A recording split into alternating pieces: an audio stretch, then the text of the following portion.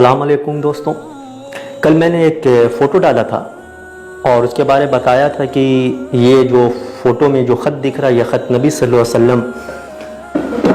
کے دور کا لکھا ہوا ہے، اور اس میں جو ہاتھ کی نشانی ہے وہ ہاتھ کی نشانی ہمارے اور آپ کے پیارے محمد مصطفیٰ صلی اللہ تعالی وسلم کا ہے۔ لیکن اس خط کے بارے جاننے سے پہلے ہم کچھ اتہاس کو تاریخ ہو جانے تاکہ مسئلہ سمجھ میں ہمیں آ جائے۔ تو آئیے ہم تواریخ میں چلتے ہیں۔ جب ایک بار حضرت موسیٰ علیہ السلام، اس وقت نبوت انہیں نہیں ملی تھی، اپنی بیوی کے ساتھ کوہ طور سے گزر رہے تھے، تو بہت ہی زیادہ شدت کی ٹھنڈ تھی، اتنی زیادہ ٹھنڈ تھی کہ وہ چل نہیں پا رہے تھے، وہ تھر تھرا رہے تھے، لیکن اسی بیچ انہیں کوہ طور پر ایک آگ جلتا ہوا دکھتا ہے۔ تو وہ اپنی اہلیہ سے کہتے ہیں کیوں نہ ہم اس جگہ پر چلے جائیں اور میں وہاں سے آگ لے آتا ہوں جس سے ہماری ٹھنڈ دور ہو جائے۔ اس کے بعد موسیٰ علیہ السلام جیسے ہی اس جگہ پر پہنچتے ہیں جہاں پر جھاڑی میں آگ لگی ہوئی تھی، تو اللہ تعالیٰ کی غیب سے آواز آتی، اے موسیٰ اپنے جوتوں کو اتار دے۔ موسیٰ علیہ السلام نے اپنے جوتوں کو اتار دیا اور جیسے ہی جھاڑی کے سامنے گئے، اللہ نے ان سے ہم کلام فرمایا اور کہا کہ میں تمہیں نبوت دیتا ہوں، آج سے تم میرے نبی ہو۔ پھر اس کے بعد کی جو کہانی ہے موسیٰ علیہ السلام کی، وہ انشاءاللہ میں اور کسی ویڈیو میں بتاؤں گا۔ ابھی میں آتا ہوں مین مدعے پہ، اس خط کے مدعے پہ کہ اس خط کا آخر مطلب کیا ہے۔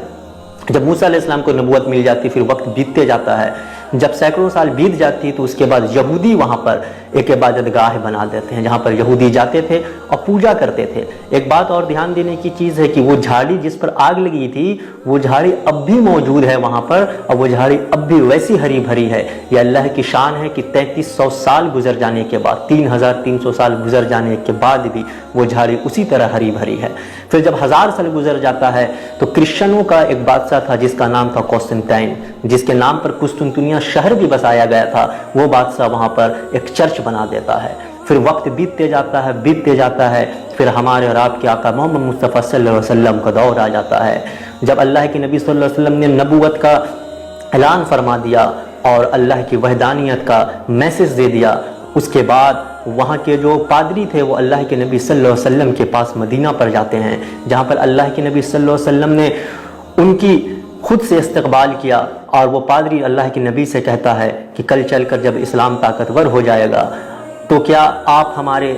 اس چرچ پر حملہ کریں گے؟ تو اللہ کے نبی صلی اللہ علیہ وسلم فرماتے ہیں نہیں، نہ ہی تو میں اور نہ ہی میرے کوئی فالوور جو ہیں اس چرچ پر حملہ کریں گے۔ اس چرچ کا نام ہے سینٹ کیتھرین چرچ۔ تو جیسے ہی یہ بات کہتے ہیں تو وہ پادری کہتا ہے اے اللہ کے نبی، اگر آپ اسے لکھت میں دے دیتے، لکھ کر دے دیتے، تحریر پر دے دیتے تو یہ زیادہ بہتر ہوتا۔ تو اللہ کے نبی صلی اللہ علیہ وسلم نے تحریر کرایا، وہی تحریر کی فوٹو میں نے ڈالا ہے۔ اس تحریر میں یہ لکھا ہوا ہے نہ تو میں اور نہ ہی میرا کوئی امتی آپ کے اس چرچ پر حملہ کرے گا، آپ کی مذہب کا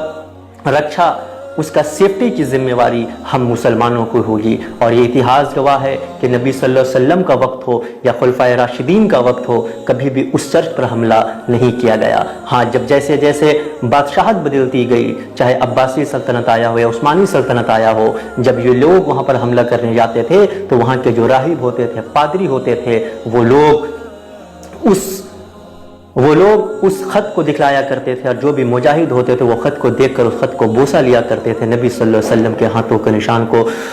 چوما کرتے تھے، اس کے بعد وہاں سے واپس آ جاتے تھے۔ یہ ہے ہمارا اسلام کا میسج۔